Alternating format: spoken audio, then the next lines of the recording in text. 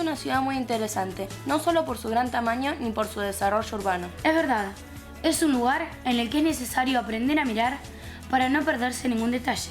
Y a veces, mirando y escuchando a la gente, nos encontramos con situaciones más que interesantes.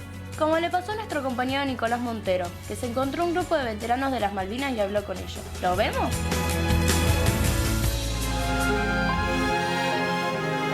Estamos en la Plaza de Mayo y como podemos observar vemos muchos edificios históricos. Nos llamó mucho la atención esto que vemos aquí, que se trata sobre las Malvinas. Vamos a ver qué nos pueden decir. Buen día, ¿cómo te va? ¿Nos podrías decir tu nombre?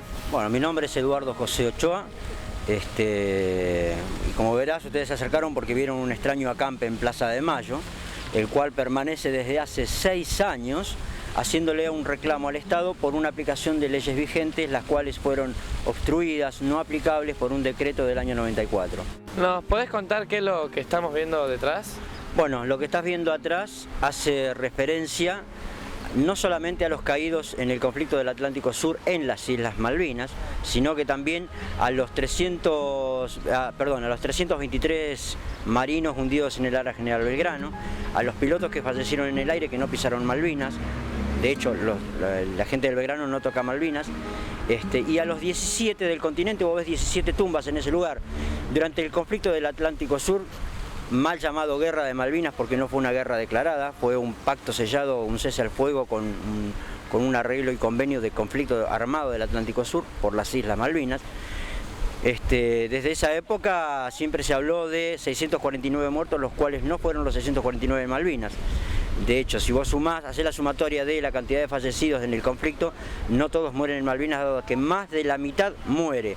Antes de la declaración oficial del 4 de marzo, antes del 4 de marzo, que se declara el conflicto de acción bélica en Malvinas, ya teníamos más de la mitad de los muertos fuera de las Islas Malvinas.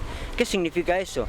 Que cuando se habla del conflicto del Atlántico Sur, estamos hablando de un conflicto armado entre Argentina contra Inglaterra e Irlanda del Norte por las Islas Malvinas, no una guerra de Malvinas contra Inglaterra. Porque, por ejemplo, te explico todo esto porque vos ves que hay un acampe, que hay un reclamo, que involucra a 400 personas que con un sacrificio terrible y humano están haciendo acá desde hace casi 6 años. Hay una gran discusión por una interpretación de lo que es ser veterano de guerra. Los veteranos de guerra estamos acá, ¿por qué? Porque reconocieron a los vivos y a los muertos de las islas, a los vivos y a los muertos del aire, a los vivos y a los muertos del área General Belgrano, y solamente a los muertos del continente. Cuando te hablo del continente no te hablo del continente en la parte jujeña, te estoy hablando de lo que se conformó como teatro de operaciones del Atlántico Sur, porque Argentina necesitaba un teatro de operaciones para dirigir una estrategia de combate para proteger las Islas Malvinas. ¿Nos podrías contar cómo responde la sociedad? Sí, hay un respeto de la sociedad y lo que es más importante, más allá de las ideologías políticas que pueda tener cualquier individuo en la sociedad, estos dos gobiernos, y te hablo de los dos gobiernos porque tenemos dos gobiernos en Capital Federal, uno es el macrismo por un lado, en este caso que es el gobierno de la ciudad, más allá de quién esté a la cabeza, y en el gobierno nacional, representación del Estado, en el caso del kirchnerismo, Cristina, más allá de que alguna persona pueda o no ser peronista, hay un gran respeto en cómo solucionar la problemática que involucra a los veteranos de guerra a más de 30 años del conflicto. O sea, acá se reconoció a mucha gente y se dejó a mucha gente desprotegida por el Estado. Hay una deuda real por parte del Estado, que es devolverle la identidad patriótica a 8.600 personas que participaron del conflicto dentro de un teatro de operaciones con riesgo de vida por operaciones cumplidas. Ese es el respeto que hay por parte de la sociedad, incluida la parte que conforma la representación del Estado, o sea, los políticos. ¿Qué mensaje nos puedes dar para los jóvenes entre 18 y 20 años? Mirá, cuando uno habla de jóvenes de 18 años estaríamos hablando como mis hijos. Nosotros teníamos la edad de ustedes cuando fuimos usados por cumplimiento a una ley que era la ley 17.531, que es la ley de servicio militar obligatorio. Y en épocas de dictadura militar era, haces lo que te digo o lo haces, no había otra posibilidad.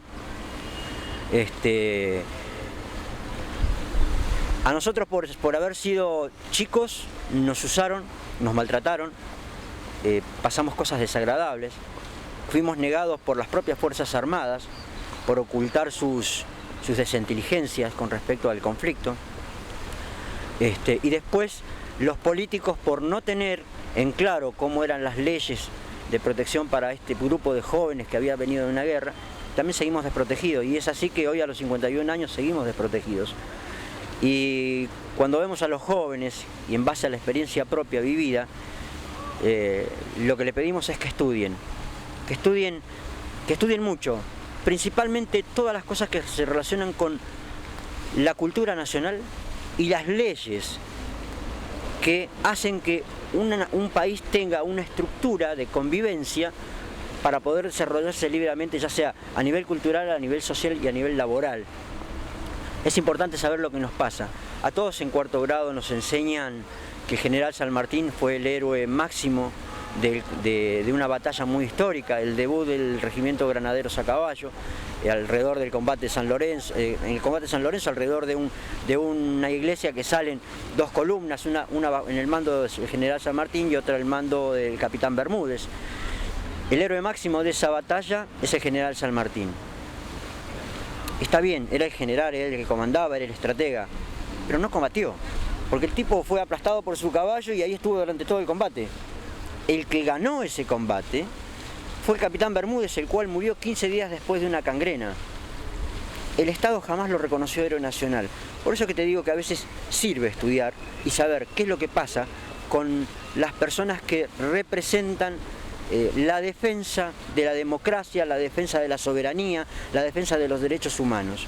Los humanos no son tan humanos y no son tan derechos cuando se trata de reconocer con responsabilidad histórica a las personas que son partícipes de la historia nacional.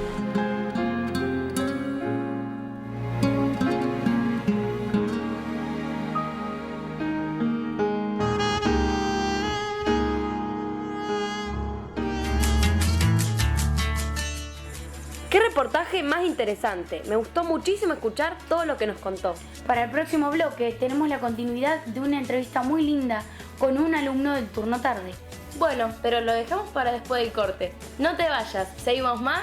¡Otra escuela!